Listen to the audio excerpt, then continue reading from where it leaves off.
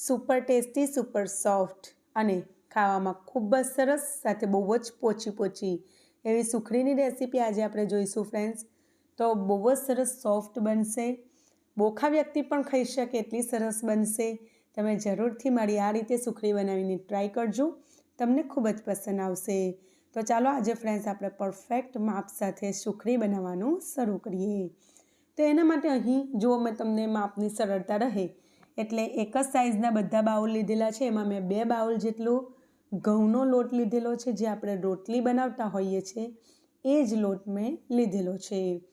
તો 2 વાટકી જેટલો ઘઉંનો લોટ, એની સામે 1 વાટકી ભરીને દેશી ગોળ લીધેલો છે અને 1 વાટકી જેટલું ઘી અને થોડા ડ્રાયફ્રૂટ્સ લીધેલા છે. 1/4 કપ જેટલા કાજુ બદામ, જે ઓપ્શનલ છે, તમે એને સ્કીપ પણ કરી શકો છો.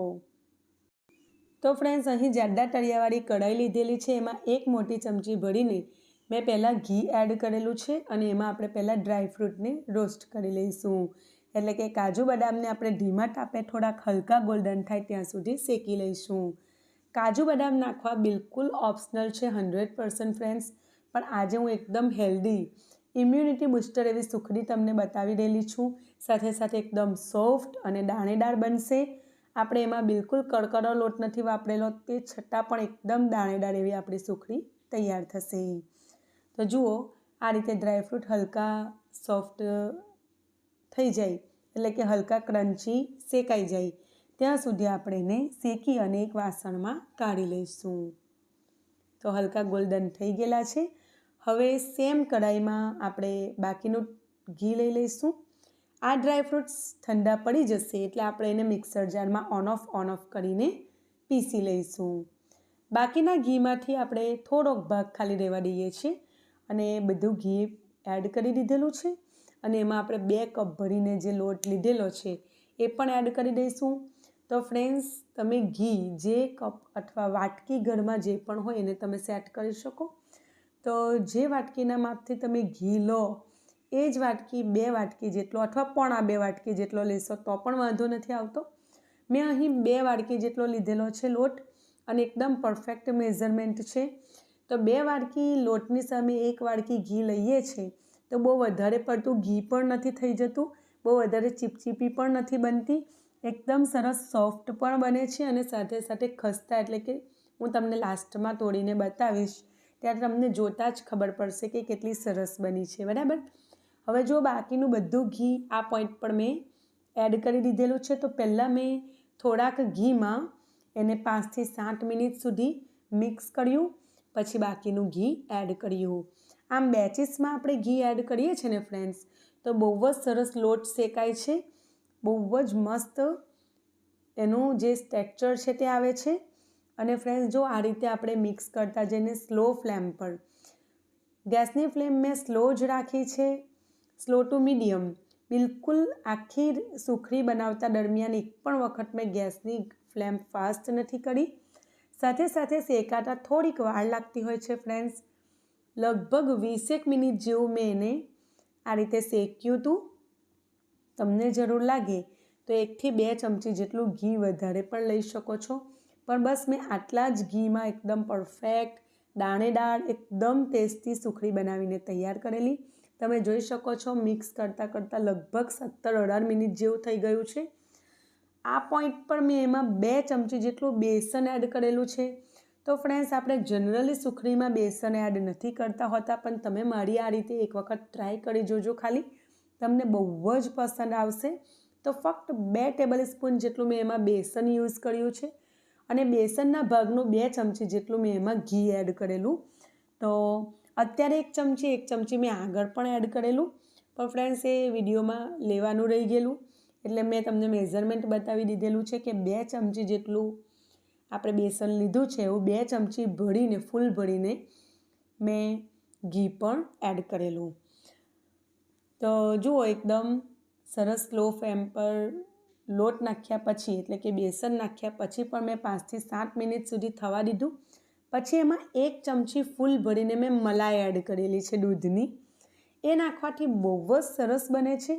જો તમારી પાસે મલાઈ ના હોય તો 1/4 કપ જેટલું તમે દૂધ પણ એડ કરી શકો છો. અને મલાઈ નાખ્યા પછી પણ આપણે લગભગ એને 5 મિનિટ જેવું કરેલું શેકી લીધેલું. જો આ રીતનું ક્રમ્બલી એકદમ સરસ થઈ જાય એટલે આપણે એમાં જે કાજુ બદામને પીસીને નાખ્યા છે એ એડ કરી દીધેલા છે. તો કાજુ બદામ મેં થોડાક ઓન ઓફ કરીને રાખેલા અને થોડાક દરદરા રાખેલા. જો કે તમે એનો ફાઇન પાવડર પણ કરી શકો છો. તો મેં એનો ક્રન્ચી ટેસ્ટ ખાવામાં બહુ સારો લાગતો હોય છે, તેથી મેં થોડાક એને દરદરા રાખેલા છે. હવે જુઓ સરસ એવું શેકી લીધેલું છે અને એકદમ કમ્પ્લીટ શેકાઈ ગયું છે. કલર પણ બહુ સરસ આવી ગયો છે. તો આ પોઈન્ટ પર ગેસની ફ્લેમ હું બંધ કરી લઉં છું, કઢાઈને નીચે ઉતારી લઉં છું. તો ફ્રેન્ડ્સ, કઢાઈને નીચે ઉતાર્યા પછી જ આપણે એમાં ગોળ એડ કરવાના છે. તો મિશ્રણ આપણું ગરમ હોય હલકું એ જ સમયે જો આ 1-2 મિનિટ મેં આ રીતે મિક્સ કરેલું અને પછી તરત જ એમાં ગોળ એડ કરેલો. મારો ગોળ ઢીલો હતો એટલે બહુ જ સરસ ઝડપથી મિક્સ થઈ ગયેલો. જો તમારો ગોળ કડક હોય તો તમારે એને નાના ટુકડામાં સમારી લેવાનો, અથવા તમારે એને કઢાઈમાં ગોળ લઈ 1 ચમચી ઘી નાખી ને ખાલી પીગળાવી લેવાનો. એનો કોઈ પાયો નહીં કરવાનો, તો ખાલી પીગાળીને તમારે એને એડ કરી દેવાનો. તો જો ગોળ નાખ્યા પછી મેં એને લગભગ 3-4 મિનિટ જેવું આ રીતે એકદમ સરસ મિક્સ કર્યું, જેથી બધી બાજુ એકદમ સરસ ગળ્યું અને એકદમ પરફેક્ટ આવી જાય. સાથે સાથે એક ડીશમાં મેં ઘીથી ગ્રીસ કરી લીધું છે. તો આગળથી જ મેં ઘીથી ગ્રીસ કરીને રાખેલી. એમાં બધું મિશ્રણ એડ કરી અને એક વાટકીની પાછળ પણ થોડુંક ઘી લગાવ્યું અને આ રીતે સમતલ કરી લીધું. તો જુઓ ફ્રેન્ડ્સ, સમતલ કરી લીધેલું છે. હવે એક છરીની ઉપર પણ મેં થોડુંક ઘી લગાવી લીધું એની કિનારી પર, અને હવે આપણે એના કટકા કરી લઈશું. તો તમને નાના પીસ ગમે તો નાના, મોટા ગમે તો મોટા, એ રીતે તમે એના પીસીસ કરી શકો છો.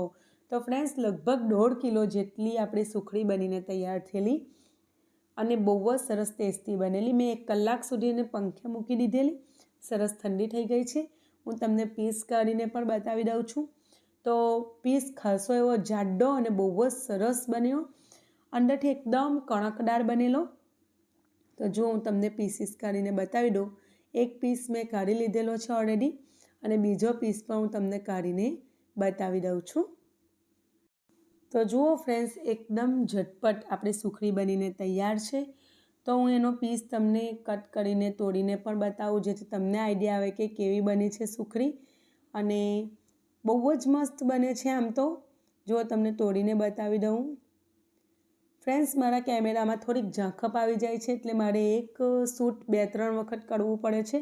જો તમને નજીકથી બતાવવાનું ટ્રાય કરું છું, તમને જોતાં ખબર પડતી હશે કેટલી સરસ સોફ્ટ બની છે. અંદરથી એકદમ દાણેદાર છે, તમે જોઈ શકો છો. ડ્રાયફ્રૂટ્સ આપણે હલકા દરદરા રાખેલા એ પણ આમાં દેખાય છે અને એનો ટેસ્ટ પણ બહુ સરસ લાગે છે.